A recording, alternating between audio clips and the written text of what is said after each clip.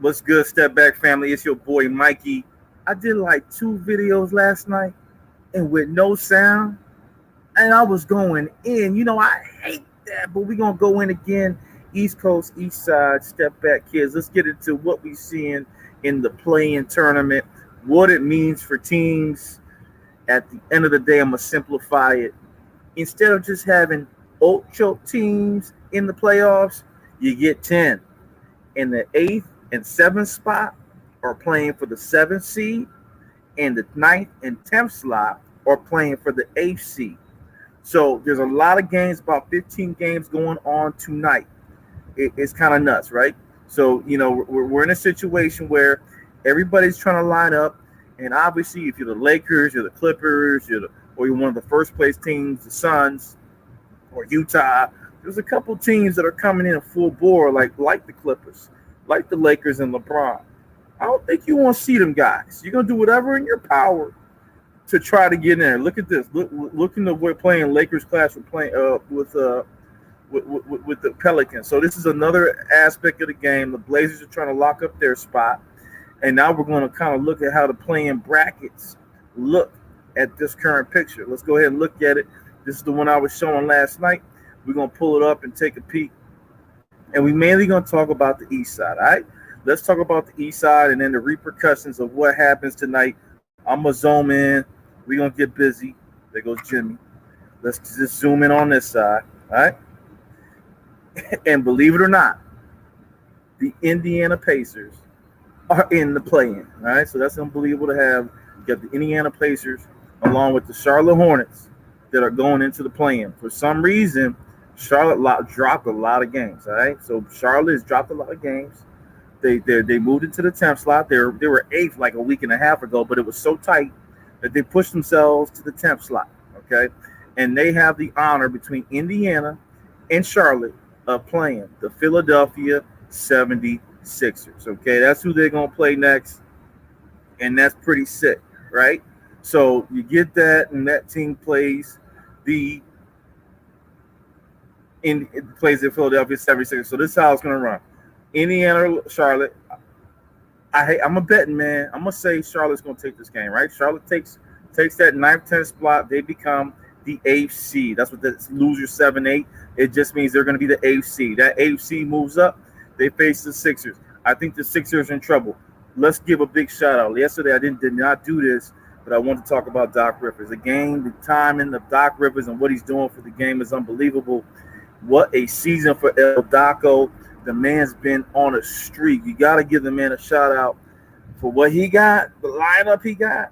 Much respect. Salute you, Mr. Doc Rivers. You're doing your thing with the Philadelphia 76ers, and we enter into the mayhem of the playoffs. Congrats. I would not be mad if you lost in the first round. Hey, I'm saying it here first. I know it's odd for me to say, but LaMelo and the boys on Charlotte are kind of deadly. Let me look something up real quick as we walk through this activity. I wanted to see who's available for Charlotte. You know who I'm looking for, right? On their roster. The Charlotte Hornets roster, they're missing one guy. The guy Rosier, but who's the other guy from the Celtics that came over? Right? Who's the guy that broke his leg? Will he be available? So let me type in Gordon Hayward availability. He hasn't played any. I doubt it. I highly doubt it. But let's see. He's out for the play-in, likely out. So there's a possibility he may not be able to play in the play-in. All right, he hasn't had any minutes right now. But if they face the Sixers and you got a full slew of the team, I like CBS because they get busy. CBS, like Charlotte, NBA Charlotte, their roster is pretty sick. I want to go too deep because I just want to go over all the teams. Let me keep going for a second. I'm gonna do a separate video on the predictions, high level predictions. Boston versus Washington's on the other side. They're going for the 7th slot. Washington has Russell Westbrook. The talk of the town is going to be Brad Beal, right? Brad Beal, does he return? Simple search. I like to do a real time with you guys because it's a live stream. Could return Sunday. That's a big help for the Washington Wizards because the Boston Celtics got problems. Now, I know Kemba Walker has just been off his A game. Kemba Walker returned. I mean, this guy, I hate to say it. I just don't know what's going on with him. He may have a serious knee injury where he cannot perform the way he did on Charlotte. And it's a law of diminishing returns. I hate to say it. Once a person gets paid for some reason, it's hard to work out with the Versace robe on. I feel you, bro. Now, anyway, Boston versus Washington. Don't be surprised if Washington takes this game. All right, they got all the pieces. They're healthy. Boston's missing Jaylen Brown.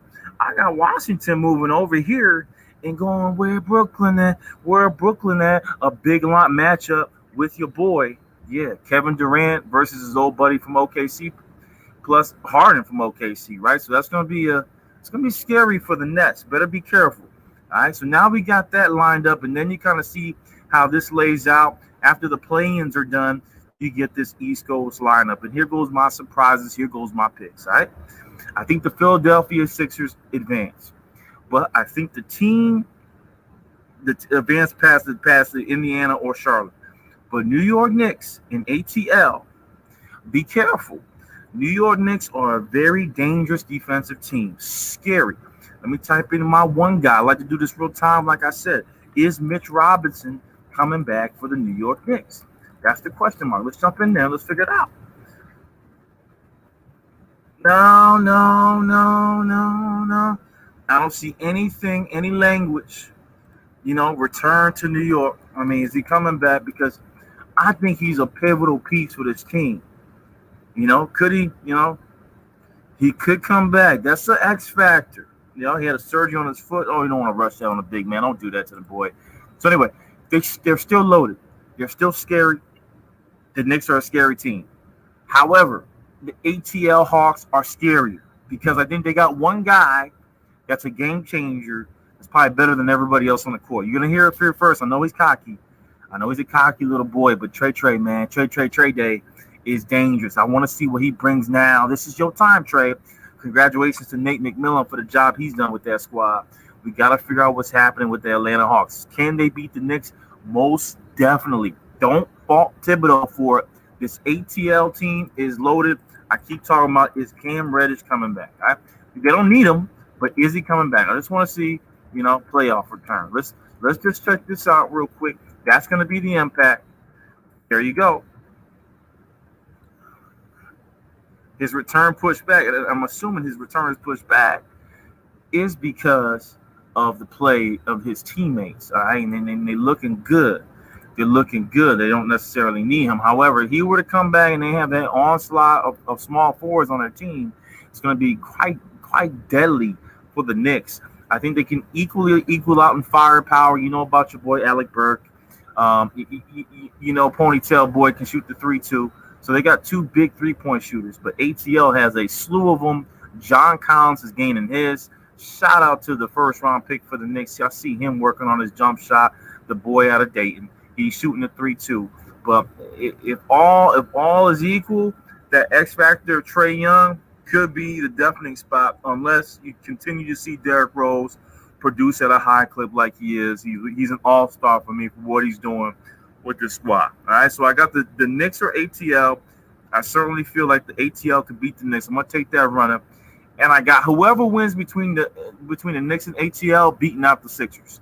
That's my opinion. That's the way I feel. I just feel like the Sixers don't have it all there. Embiid might surprise me, but you know who I love on the fast break, but don't let it get in the half court. Ben Simmons. He got to take advantage of the paint. He has to be a power forward if he can't be a shooting small forward. I mean, I know he's a point forward. I know he gets the team running. He doesn't shoot shots. He's a problem, and it's going to show its face in the playoffs if he doesn't push through. Hopefully I'm wrong, but I got New York or ATL beating out the Knicks. Let's go down. Milwaukee Bucks. They added in Drew Holiday. You got Brook Lopez. You got Middleton. So now you got a 4P. You got four guys that are potential all-stars on this team, all right? Either were all-stars or could have been all-stars. I'm talking Drew Holiday. So you got a really nice lineup. You got enough scoring now on all positions. They have some nice pickups on this squad that makes sense. Jeff Teague was in addition added at the point guard position. DiVincenzo is playing the defensive role at the guard play. Can they beat the Heat? It's going to be a scary matchup. It's a shame. Do not fire the coach on the Bucks if they lose, but they probably will. Budenhauser.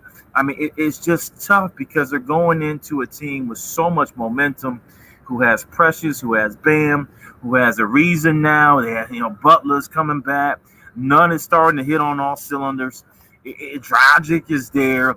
From a name perspective, these freaking Miami Heat are just as deadly, and they're getting heated and hot at the right time. I'm scared for the Bucks. Don't be surprised if Miami takes the Bucks. You heard it here first. Giannis is going to really have to show through, really distribute, and those guys that I just mentioned are going to have to step up. The X factors for the Milwaukee Bucks is definitely get Brook Lopez involved, and T needs to come through as a vet and do his thing from the second string position. When that second unit comes in, he's gonna have to be the catalyst. If he doesn't, they're gonna be in a lot of trouble. I just don't like the bench that I see on Milwaukee. All right, now we get the Milwaukee Bucks or Miami Heat. I pick Miami. Miami versus Brooklyn, scary. You got ATL or the New York Knicks beating up the Sixers, right? So for me, I'm gonna be a bandwagoner, but it could be something. It could be something scary. Milwaukee's scarier for Brooklyn than Miami's scarier for Brooklyn. Brooklyn wants Miami to win. If Milwaukee comes over, that's a much better lineup. But Miami versus Milwaukee is one of the most horrible things you could do to Milwaukee Bucks, but they have to do it. So Brooklyn, if they face I got Miami Heat winning. I think they can beat out the Miami Heat by a smidgen. If Bam is going, it's going to be scary.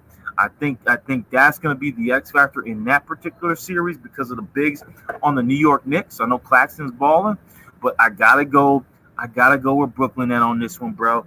I gotta give it to them. Brooklyn at versus who they gonna face up top? I'm going steady, Freddie. I'm maneuvering, bro. It's either the Knicks or ATL. You heard it here first. Your boy Mikey Step Back giving you the lowdown on the East Coast. Yes, I said it. The big surprise for everybody here, even outside of the play-ins, will be the New York Knicks or ATL. One of those two teams can beat the Sixers without issue. They're scary teams. This is probably the scariest teams in this playoff for me because Miami just started going. I'm signing off here, my boys. We'll do the West Coast next because I just did this morning and then show up. And we're going to keep talking. I'm out. Peace.